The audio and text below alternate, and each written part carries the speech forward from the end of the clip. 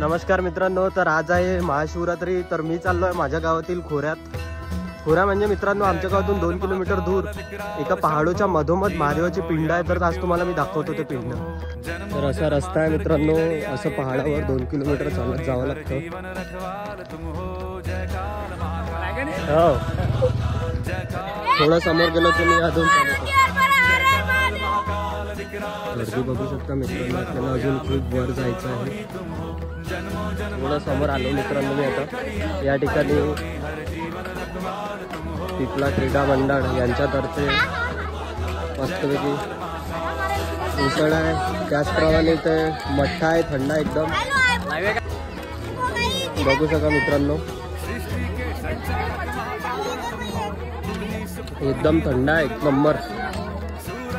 तर इथे सर्व भाविक भक्तांसाठी अशी सुविधा केलेली आहे. अवंत आप्पा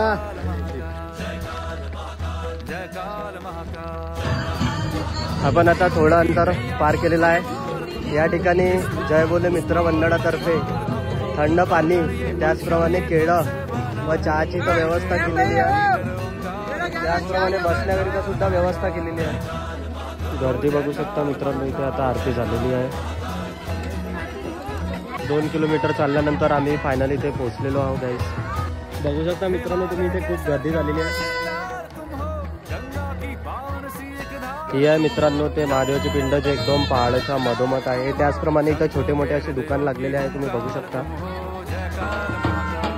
आरती झाल्यानंतर ती रत्नाळाचा शिरा इथे प्रसाद आहे.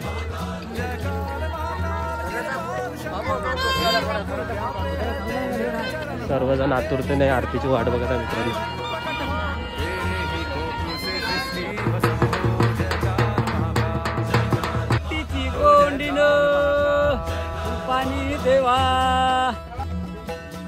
परत येताना आपण इथे केळे वाटण्यासाठी सेवा दिलेली आहे.